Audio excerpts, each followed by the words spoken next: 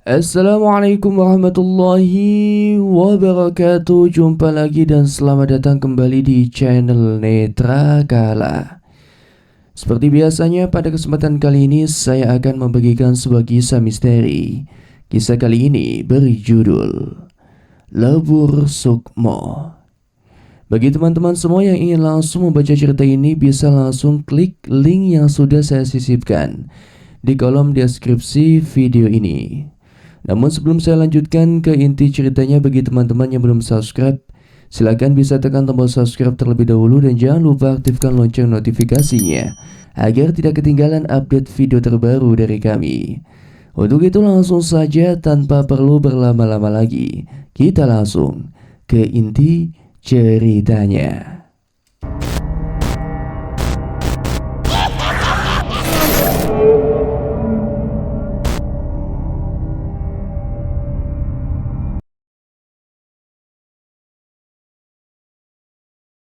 Terdengar suara derik jendela bergetar. Angin berhembus dengan kencang, menerpa wajah Dinda yang basah karena air mata. Ojo kalah ya nduk, karo demit kae, awakmu kuat. Tak kancani ngasih kusno mulih ning panggonan iki. Terdengar suara Ratmi bergaung di telinga Dinda. Kenapa kudu aku? Tanya Dinda parau. Mergo kowe anak turunane Sukmaji sing ora dikarepke. Sengkala ra iso nggawa sukmamu, makane dene bakal ngerapi awakmu, ucap Ratmi yang sudah muncul di sudut ruangan. Dinda memejamkan matanya mencerna ucapan Ratmi. Dia paham sekarang kenapa sosok itu tidak bisa melukai tubuhnya dengan bentuknya yang asli. Dedi kui alasane. Kenapa dia nyurupi Ahmad? Tanya Dinda memastikan. Ratmi mendongakkan kepalanya. Waktumu kiri bengi iki, go gawe mecahke pengilon kae, ujar Ratmi yang langsung menghilang, dibarengi dengan embusan angin yang cukup kencang. Dinda menghela napas dalam-dalam. Setelah memastikan kondisi tangannya, dia kembali menatap pintu kamar. Menguatkan batinnya, dia mulai beranjak. Sejenak dia ingat kalau tadi dia masuk lewat jendela. Namun tidak ada salahnya untuk mencoba membuka pintu itu dari dalam. Dan ajaibnya saat ia menarik handle, pintu terbuka dengan mudah. Dinda langsung berhambur keluar. Sesekali lagi ia memperhatikan sekitaran, mencari keberadaan Ahmad. Karena saat ini orang itulah yang justru berbahaya bagi dirinya. Merasa aman dengan langkah gontai, Dinda menuju kamar yang dipakai oleh Hamdan. Perasaannya tidak menentu. Dia tidak bisa membayangkan apa yang akan ditemuinya di sana. Kalau benar kepala tadi milik Hamdan, maka jasadnya saat ini pasti tergeletak di atas tempat tidur. Dinda benar-benar menguatkan mentalnya. Pisau lipat juga sudah ia siapkan. Saat dia sudah berada di depan kamar, sengaja dia mendekatkan telinganya ke daun pintu, mencari tahu jika ada pergerakan di dalam. Ceklek. Pintu terbuka. Dinda menarik napas panjang. Tidak berani ia menatap ke arah ranjang. Matanya terpejam. Dia tidak peduli jika Ahmad tiba-tiba saja menerjangnya. Hingga setelah lama berdiri diam dan tidak terjadi apa-apa, perlahan Dinda membuka mata. Puh. Begitu kagetnya dia sampai tubuhnya membentur pintu. Dinda melihat pemandangan yang sangat mengerikan. Jasad Ahmad tergantung tepat di atas tubuh Hamdan. Dinda meraung. Dia benar-benar tidak bisa melihat apa yang ada di depannya. Pemandangan itu terlalu menyakitkan untuknya. Tubuhnya merosot, isak tangisnya pecah. Bajingan kau Sengkala, jeri Dinda. Pandangan Dinda nanar melihat jasad Ahmad dengan kondisi yang mengenaskan. Darah menetes dari hidung dan lidahnya yang terjulur. Rasa marah memuncak dalam hatinya. Dinda segera bangkit menatap cermin yang ada di sudut ruangan dengan pandangan yang kesumat. Dia kembali menatap ke arah jasad Ahmad. Maafkan Dinda ya, ucapnya parau. Hatinya terasa begitu sakit. Pengilon induk, ucap suara di kepala Dinda. Kembali dia menatap ke arah cermin itu. Langkahnya gontai, pandangannya kabur dengan air mata. Dinda mengambil kursi yang ada di depan meja, diangkatnya benda itu tinggi-tinggi. Namun belum sempat dia melemparkannya, tiba-tiba saja dia merasakan sesuatu mencengkram tangannya. Puh. Seketika Dinda terlempar ke belakang, tubuhnya langsung terjatuh ke lantai. Dia mengerang hebat, punggung dan tangan kanannya terasa sakit sekali. Kembali terdengar suara retakan dari arah cermin. Dinda yang belum bisa berpikir jernih tidak menyadari hal itu. Dia masih menahan rasa sakitnya di tubuhnya. Cermin itu terus bergeretak, menimbulkan bunyi yang menyeramkan. Menyadari ada yang tidak beres, Dinda mencoba untuk kembali berdiri. Namun anehnya seperti ada yang sedang mencengkram kakinya dengan kuat. Sekali hentakan tubuh Dinda diseret menjauh dari kursi yang mau dia pakai untuk menghancurkan cermin itu. Dinda menggapai-gapai, mencari benda yang bisa digunakan untuk menahan tubuhnya yang bergerak sendiri. Beruntung tangannya tidak jauh dari kaki ranjang. Buru-buru dia meraih benda itu, sekuat tenaga dia menahan tarikan yang berasal dari kakinya. "Minggat!" teriak Dinda saat ranjang mulai ikut bergerak. Entah apa yang terjadi, tiba-tiba saja tarikan itu hilang, tubuh bagian bawah Dinda langsung terjatuh ke lantai ubin batu dengan bunyi yang cukup keras. Dinda buru-buru membalikkan tubuh dan menarik kakinya sampai menyentuh dadanya. Napasnya bergemuruh. Dia tidak menyangka kalau Sengkolo mampu menyentuh tubuhnya tanpa menggunakan fisik manusia. Cermin itu terus mengeluarkan bunyi gemeretak. Perlahan sosok yang menghuni di dalamnya pun muncul. Berawal dari tangan bersisik yang mencengkram kedua sisi cermin. Kemudian kepala botak dengan rambut yang sudah jarang. Baru diikuti oleh badan dan kaki. Seketika udara di sekitar kamar itu menjadi begitu sesak. Aroma bunga mawar menguar dengan hebat, membuat kepala Dinda begitu pusing. Kini tepat beberapa meter di depan Dinda, sosok Sengkolo sudah berdiri menatapnya dengan matanya yang juling. Dinda mengerang. Dia langsung memundurkan tubuhnya menjauh dari sosok Sengkolo. Sosok Sengkolo berjalan pelan ke arah Dinda, langkah kakinya tidak mengeluarkan bunyi sama sekali. Sosok Sengkolo tiba-tiba berhenti. Dia menatap Dinda tanpa berkedip. Mulutnya yang berupa garis lurus tertarik ke belakang, membentuk senyum paling mengerikan yang pernah dia lihat. "Aku mengharap nage janjiku," kata Sengkolo yang bergaung di sekitar Dinda, membuat bulu kuduknya meremang. Dinda diam tidak menjawab, dia terus menggelengkan kepalanya, berharap ada seseorang yang menolongnya. "Aku wis ngomong karo awakmu, ojo main-main karo aku," ucap Sengkolo sambil melangkah menuju Dinda yang meringkuk di ujung ruangan. Dinda terus menggeleng, dia menyadari jika Sengkolo semakin dekat dengan dirinya. Kini aroma bunga mawar benar-benar menusuk indera penciumannya. Dinda memejamkan matanya, dia tahu jika sosok itu sudah berjongkok tepat di hadapannya. "Sawengi maneh dadi bojoku, tak culke anak esuk maji," ucap Sengkolo dekat sekali dengan Dinda. Dinda mengerang ketakutan. Dirasakannya ada tangan yang menyentuh kedua pipinya, memaksanya untuk menengadah. Sekuat mungkin Dinda berusaha untuk melawan, tetapi kekuatan sosok yang ada di depannya itu benar-benar kuat. Kini dalam jarak dekat dia bisa melihat wajah Sengkolo yang begitu menakutkan. "Kowe utawa bapakmu," kata Sengkolo dan langsung saja menghilang dari pandangan. Dinda terisak. Dia kembali membenamkan wajahnya di antara lutut dan dadanya. Dia tidak paham yang dimaksud oleh Sengkolo.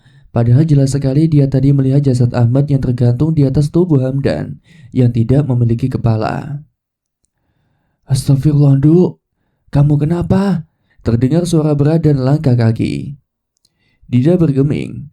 Dadanya masih terasa sesak mengingat kondisi ayahnya. Tangisnya begitu pilu, membuat siapa saja yang melihatnya pasti akan merasakan sakit yang sama. "Duk, kamu kenapa?"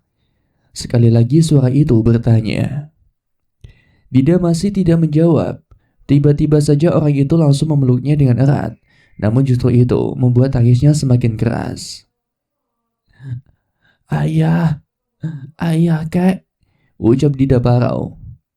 "Duk, sadar Duk, ini ayah. ucap Ahmad masih terus mendekap Dinda erat. Dinda terus menggeleng. Ayah kek, ayah sudah meninggal, ucap Dinda yang sudah mengira kalau yang ada di depannya itu adalah kakeknya. Duk, buka matamu duk, ini ayah, kata Ahmad mencoba untuk membuat Dinda menatap ke arahnya. Dinda tersentak, dia langsung membuka matanya. Melihat Ahmad berada di hadapannya, dia menghambur memeluknya dengan erat. Ini beneran ayah? Tanya Dinda parau. Iya Nduk, ini ayah, ucap Ahmad mengeratkan pelukannya. Setelah beberapa saat akhirnya Dinda mulai tenang, kesadarannya kembali pulih. Sontak dia melihat ke arah ranjang, namun jasad Ahmad yang tergantung itu sudah tidak ada. Dinda kebingungan, kembali ia menatap Ahmad yang juga terlihat bingung. Seketika dia memukul ayahnya dengan keras, sampai laki-laki itu terjengkang ke belakang. Aduh, kamu kenapa sih, Duk? Orang Ahmad. Dinda tidak menjawab. Dia langsung beranjak sekilas dia melihat ke arah kasur. Dengan jelas dia melihat Hamdan masih tergeletak tak sadarkan diri, dengan kondisi tubuh yang masih lengkap. Sempoyongan, Dinda berjalan ke arah kursi yang tergeletak tidak jauh dari tempatnya tadi. Diambilnya kursi itu dan diangkatnya tinggi-tinggi. Sejurus kemudian, dia langsung melemparkannya ke arah cermin. Suara pecahan cermin terdengar jelas di telinga Dinda. Dia sudah muak sekali dengan sosok Sengkolo. Semoga dengan hancurnya cermin itu, dia tidak akan pernah bisa muncul lagi. Sementara itu di desa Seruni, Pak Kusno mengerjap. Dia mendengar suara berisik dari arah luar tempatnya berbaring. Rasa sakit di sekujur tubuhnya terasa begitu nyata. Apakah yang dilaluinya tadi hanya sebatas mimpi? Terdengar suara langkah kaki dan pintu yang terbuka, kemudian ada seseorang yang duduk tepat di sampingnya. Kenapa jadi seperti ini, Pak? Ucap Bob Marni. Pak Kusno mengerang. Jika dia saat ini berada di Lembah Pati, tidak mungkin istrinya duduk tepat di sampingnya. Pelan-pelan Pak Kusno membuka matanya. Pandangannya kabur karena cahaya lampu yang menyilaukan. Alhamdulillah, sudah sadar kamu, Pak? Tanya Bob Marni yang langsung memeluk suaminya. Kenapa, Bu? Tanya Pak Kusno parau. Saat dia sudah bisa melihat lebih jelas, tempat di mana dia berbaring bukanlah tempat tidur mereka. Tempat ini seperti lebih ke rumah pedesaan. Pak Kusno mencoba untuk bangkit, tetapi kepalanya begitu berat. Perutnya terasa mual. Pak Kusno langsung muntah di pinggiran ranjang. Seketika Bob Marni beranjak dan memijat lengkuk suaminya. Jangan ditahan, keluarkan saja, Pak, ucap Bob Marni. Ini di mana, Bu? Tanya Pak Kusno setelah menyandarkan punggungnya. Di rumah Kidayat, jawab Bob Marni. Kidayat? Apa yang terjadi? Bagaimana dengan Dinda? Kenapa kamu di sini? Tanya Pak Kusno kaget dan langsung bergerak ke depan, membuat kepalanya langsung terasa pusing. Sudah, istirahat dulu. Diminum air hangatnya. Jangan mikir apa-apa malam ini. Dinda yang menyuruh saya untuk menyusulmu, ucap Bob Marni yang langsung berdiri keluar kamar dengan membawa kain kotor bekas muntahan suaminya. Beberapa jam kemudian, kondisi Pak Kusno mulai stabil. Dengan dibantu Hidayat, efek negatif dari Lembah Pati dikeluarkan dari tubuhnya.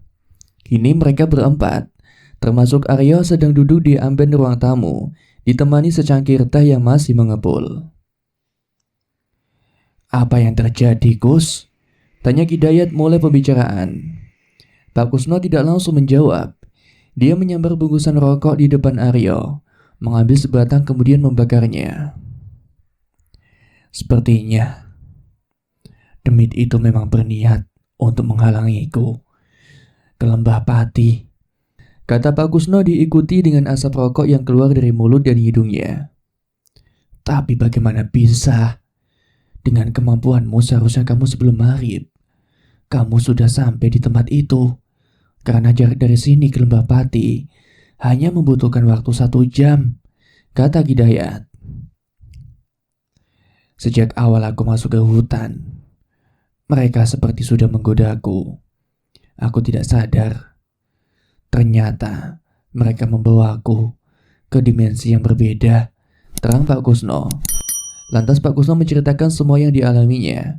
Dari mulai bertemu dengan sosok wanita tua, sosok harimau, ular penjaga hutan hingga sosok Sukri yang membantunya sampai ke gua yang ada di Lembah Pati. Jadi kamu sampai di gua itu tepat saat maghrib? Tanya Hidayat keheranan.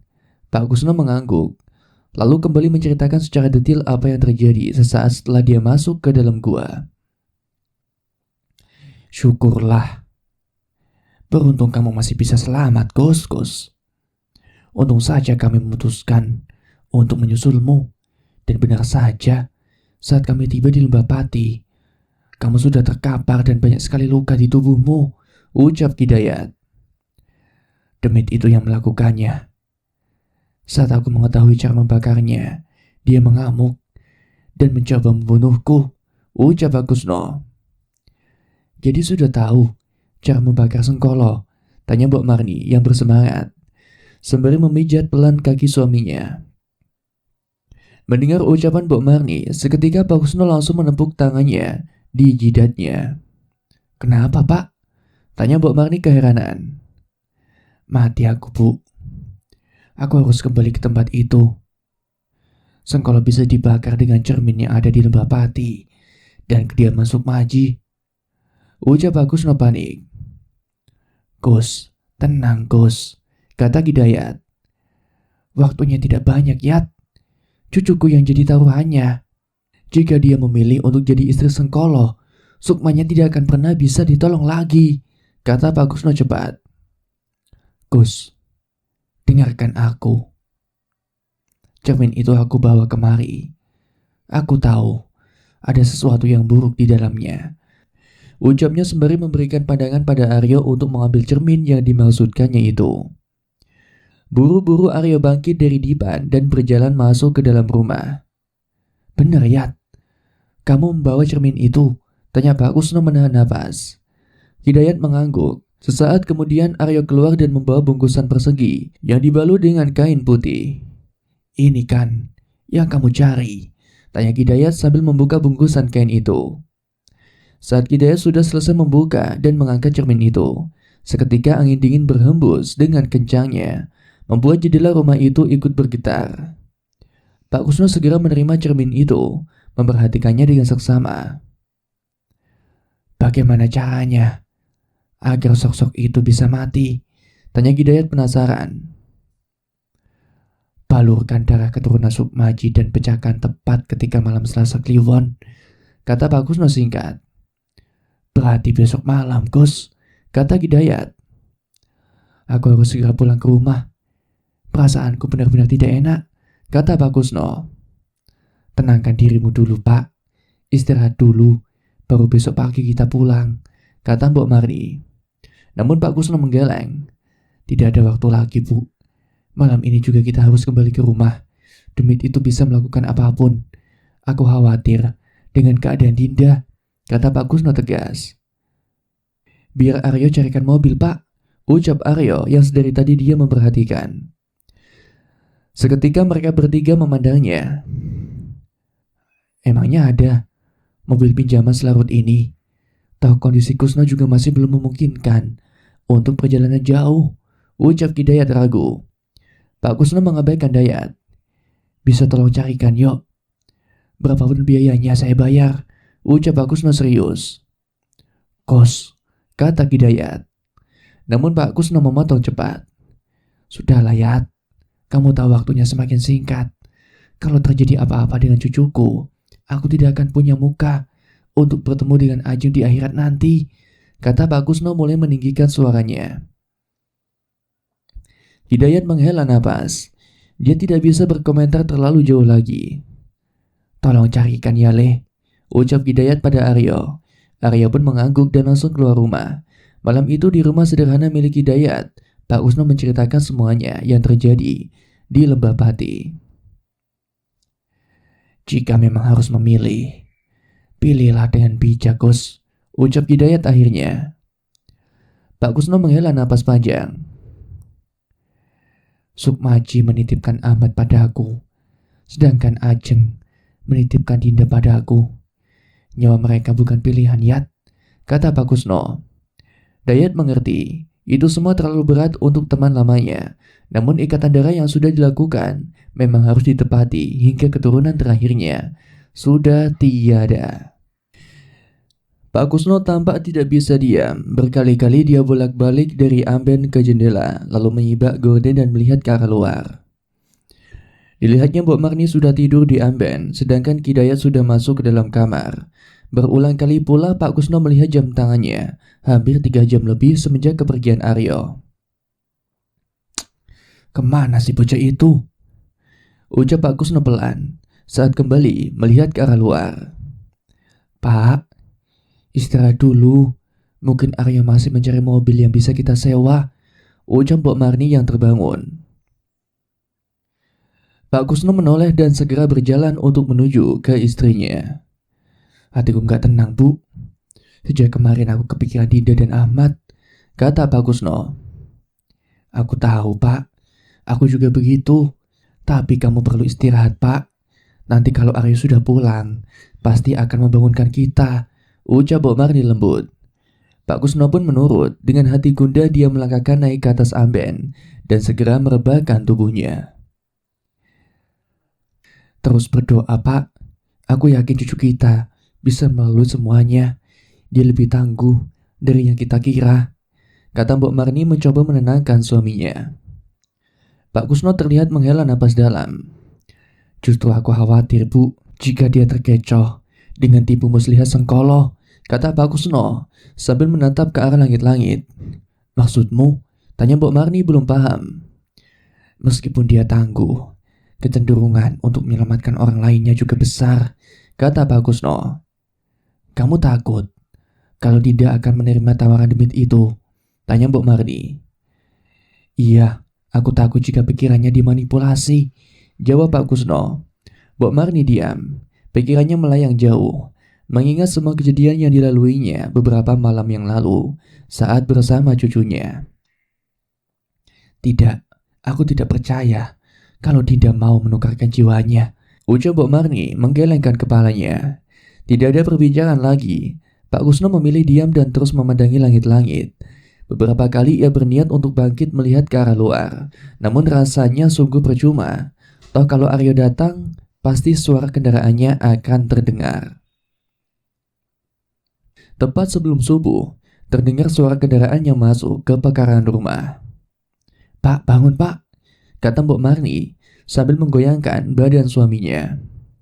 Pak Kusno menggeliat pelan. Tangannya mengusap-ngusap mata yang masih terasa lengket. Entah pukul berapa bisa terlelap, tapi rasanya ia baru beberapa saat memejamkan mata. "Pak, bangun, Pak. Itu Aryo sudah pulang," ulang Mbok Marni saat melihat Pak Kusno kembali terpejam. Kos, tadi saja buru-buru mau pulang. Sekarang justru malas-malasan. Kasihan cucumu di rumah," ucap Kidayat yang ternyata juga sudah keluar dari kamarnya. Seketika Pak Kusno tersentak mendengar ucapan Kidayat. Matanya terbuka dengan sempurna. "Aku ketiduran. Jam berapa ini?" tanya Pak Kusno gelagapan. "Sudah hampir subuh, Pak," jawab Mbok Marni. Tanpa menjawab, Pak Kusno beranjak untuk menuju ke pintu rumah. Benar saja saat melihat keluar, Aryo sedang berdiri di samping sebuah mobil. "Aryo." "Sudah siap, Pak. Maaf lama," kata Aryo sambil tersenyum meminta maaf. Pak Kusno berjalan mendekati Aryo. Sudah, ayo kita berangkat sekarang," kata Pak Kusno buru-buru. "Kus, sebentar lagi itu azan. Ibadah dulu baru kalian berangkat. Aryo yang akan menyetir nanti," kata Kidayat dari arah pintu. "Loh, saya juga ikut Mbah?" tanya Aryo kebingungan. "Aku gak yakin, Le, kalau Kusno bisa nyetir mobil dengan baik. Naik sepeda saja dia oleng," ucap Kidayat mencemooh. "Enak saja, jangankan mobil. Balapan bus pun aku masih mampu," balas Pak Kusno tidak terima dengan ejekan temannya itu. Sudah, ayo sholat subuh dulu, baru kita berangkat," kata Mbok Marni menengahi. Dia yakin jika tidak dihentikan sampai zuhur pun adu mulut itu akan terus berlanjut. Tidak mau membuat istrinya marah, Pak Kusno patuh dan segera berjalan untuk menuju rumah. Sedangkan Aryo dan Kidayat tergagah. Lucu ya mbah, Pak Kusno itu, kata Aryo. Iya, titip mereka ya, antarkan sampai rumah dengan selamat, kata Hidayat sambil menepuk lengan Aryo pelan. Saat ini mereka sedang berkumpul di halaman rumah Hidayat, bersiap untuk pergi ke rumah Sukmaji. Dayat, matur nuwun yo Yat, wis ngrewangi sakabehane, ucap Pak Kusno. Wis. Pesanku, kabeh wis dikersani Gusti. Jaga awakmu, titip putuku yo, ucap Hidayat sambil memeluk Pak Kusno singkat. Pandongane, moga lancar sakabehane, kata Pak Kusno. Hidayat tersenyum dan mengangguk, tidak mau menampilkan wajah khawatirnya. Dia yakin perjalanan menuju kediaman Sukmaji tidak akan semudah itu. Apalagi sekarang Kusno sudah tahu bagaimana cara menghancurkan ikatan yang dibuat oleh Sengkolo. Segera mereka semua masuk ke dalam mobil. Sesaat setelah Aryo duduk di kursi kemudi, tiba-tiba saja hatinya merasa tidak nyaman. Entah karena barang yang dibawa Pak Kusno atau memang akan terjadi sesuatu selama perjalanan. Sudah siap, kata Aryo sambil mengencangkan sabuk pengamannya. Bismillah yuk, semoga kita selalu dilindungi dalam perjalanan ini, kata Mbok Marni di jok tengah, sementara Pak Kusno hanya menganggukkan kepalanya. Mesin dinyalakan, kemudian Aryo memundurkan mobil dan mulai berjalan untuk melewati kabut pagi hari menuju ke kediaman Sukmaji. Berapa jam kira-kira sampai sana yuk? Tanya Pak Kusno. 7-9 Pak, dengan kecepatan normal, jawab Aryo. Usahakan sebelum asar kita sudah sampai ya. Kalau tidak, aku tak yakin bisa menyelesaikan semua perkara ini, kata Pak Kusno dengan pandangan yang menerawang jauh. Kenapa Pak? Bukannya yang penting kita sampai sebelum malam hari? Tanya Aryo penasaran. Aku khawatir Demit itu melakukan sesuatu.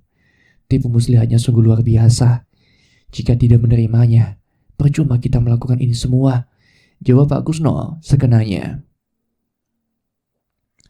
Pak, sudah Pak. Aku yakin tidak akan baik-baik saja, kata Mbok Marni menenangkan. Aryo mengangguk, mengerti maksud Pak Kusno. Segera dia mempercepat laju kendaraan yang mereka tumpangi. Sudah beberapa jam mereka berkendara melalui jalanan, menembus hutan sepanjang mata memandang yang dilihatnya hanya rimbunan pohon-pohon dan semak belukar yang cukup tinggi. Suasana tempat itu benar-benar terlihat sangat sepi, bahkan tidak ada satupun kendaraan yang berpapasan dengan mereka. Kalau kamu ngantuk gantian yuk, kata Pak Kusno saat melihat Aryo seringkali menguap. Iya Pak, kita cari warung kopi seben. Awas yo! Seketika Aryo menginjak pedal rem dengan kuat. Suara mobil berdecit, oleng dan berhenti tepat di tengah jalan. Astagfirullahaladzim, Mbok Marni terkejut. Apa itu tadi Pak? Tanya Aryo yang tak kalah terkejut. Pinggirkan mobilnya, jawab Pak Kusno tegas. Aryo mengangguk. Dengan tangan gemetar dia segera meminggirkan mobil ke bahu jalan. Jantungnya masih berdebar dengan keras. Tidak menyangka ia melihat sesuatu yang aneh di depannya pagi hari seperti ini. Jelas tadi dia melihat ada sesosok makhluk yang berdiri di tengah jalan. Badannya sedikit bungkuk dengan kulit warna kehijauan. Kalian tidak apa-apa? Tanya Pak Kusno memastikan kondisi Mbok Marni dan Aryo. Keduanya mengangguk. Aryo terlihat jauh lebih pucat dari sebelumnya. Dia tahu, pasti pemuda itu juga melihat sosok Sengkolo yang berdiri tepat di tengah jalan. Kita istirahat sebentar, kata Pak Kusno yang mengeluarkan rokok dan menyelutnya satu batang. Tadi itu apa Pak? Tanya Aryo lagi penasaran. Sosok yang membuatku babak belur seperti ini, kata Pak Kusno datar. Aryo menelan ludah. Meskipun hidup dengan Hidayat, baru kali ini dia melihat sosok Demit di depan mata dengan jelas. Apalagi di pagi buta seperti ini. Pak Kusno menoleh ke arah Aryo. Dia melihat kekhawatiran terpeta jelas di wajah pemuda itu. Setelah ini aku saja yang nyetir ya. Kamu istirahat di belakang. Setelah sampai batas kota, nanti kita gantian lagi, kata Pak Kusno. Aryo tidak sanggup menolak, masih teringat sosok yang baru saja ia lihat. Apalagi ia memang kelelahan setelah semalaman mencari mobil untuk bisa membawa mereka pergi ke tempat cucu Pak Kusno berada. Mereka melanjutkan perjalanannya. Kali ini Aryo duduk di jok tengah agar bisa beristirahat. Sementara Mbok Marni duduk di sebelah Pak Kusno. "Pak," kata Mbok Marni, membuka percakapan. "Kenapa, Bu?" jawab Pak Kusno tanpa menoleh. Mbok Marni sedikit ragu dengan apa yang ingin ia sampaikan. Dia takut jika suaminya mengetahui apa yang sudah terjadi di rumah Sukmaji, dia akan bertindak bodoh.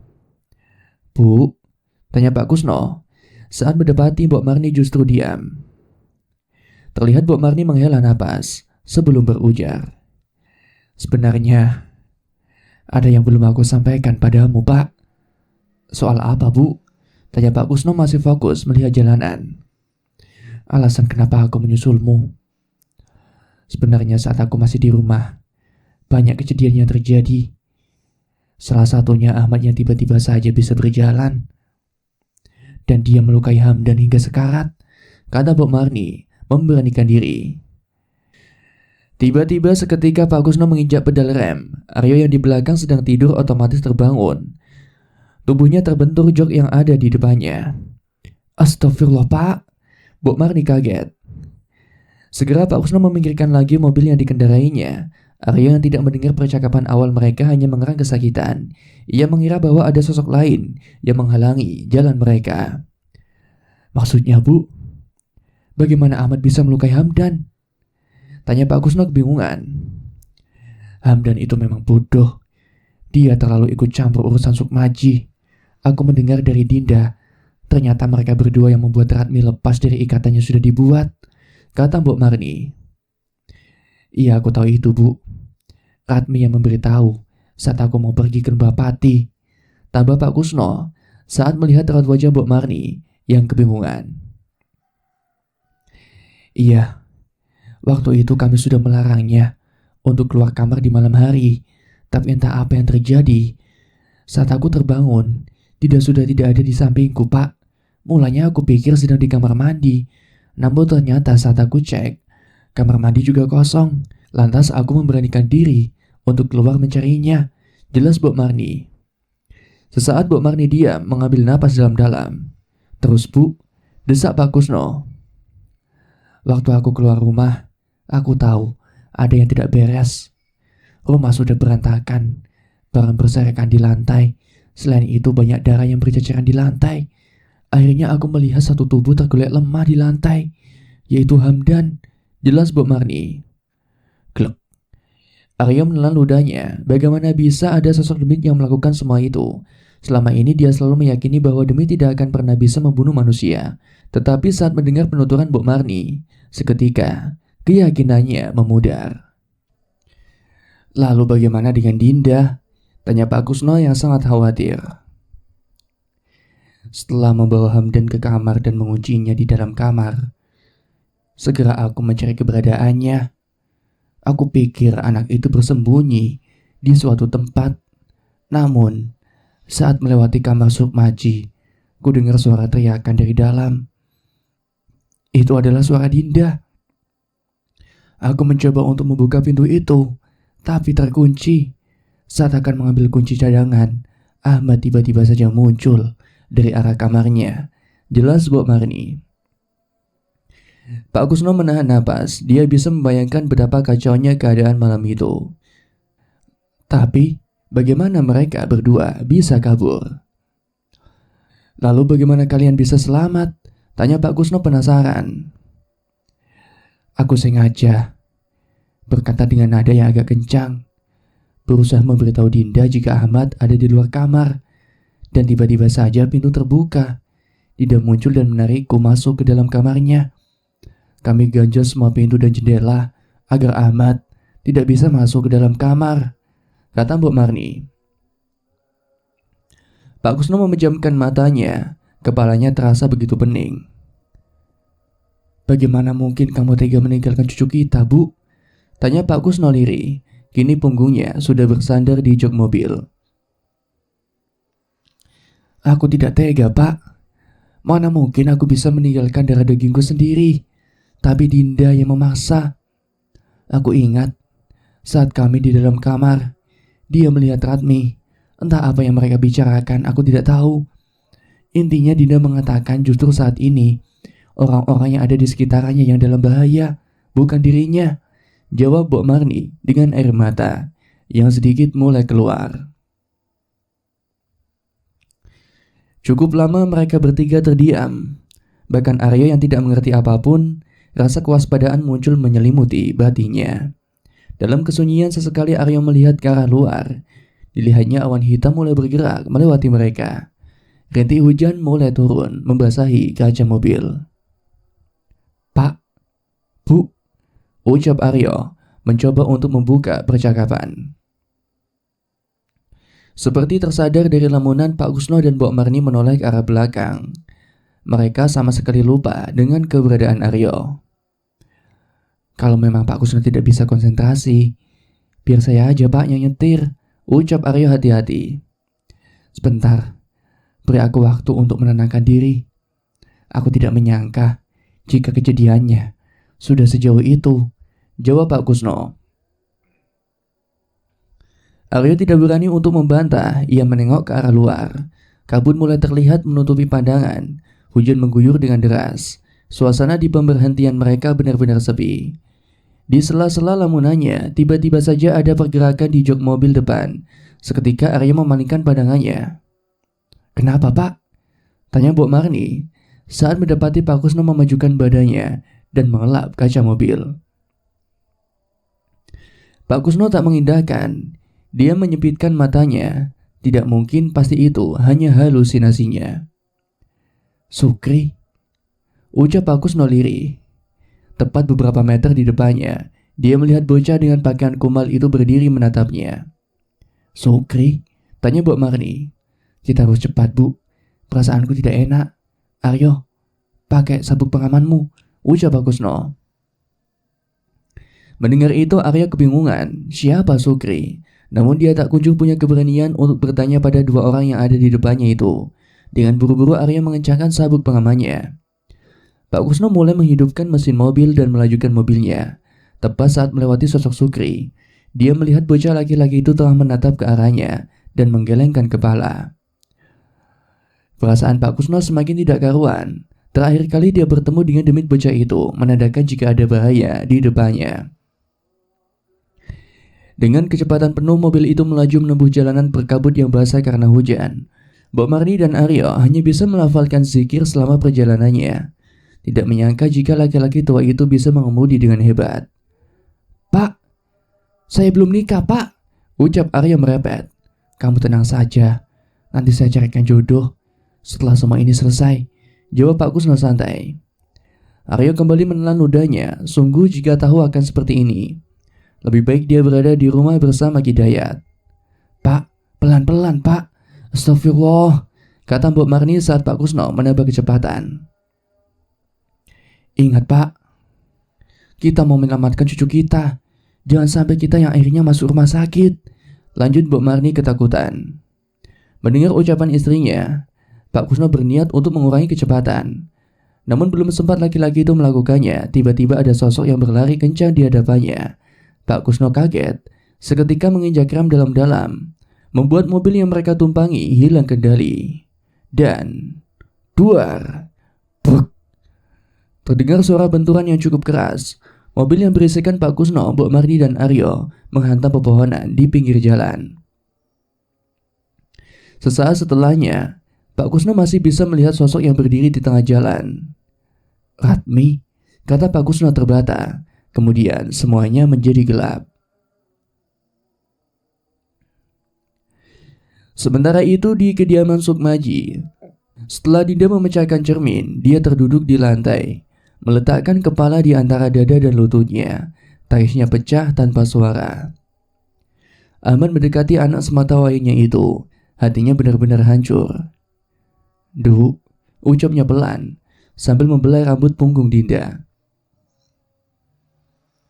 "Ayah obati luka kamu dulu ya," ucapnya kemudian berajak. Dinda tidak menggubris. Sesaat dia memandang Ahmad dan kembali membenamkan kepalanya. Tubuhnya benar-benar terasa lemas.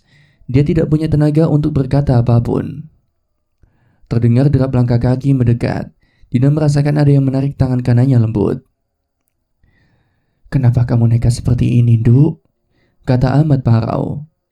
Dida masih tidak menjawab, hanya sesekali terlihat menahan napas dan merintih lirih saat Ahmad sedang mengobati lukanya.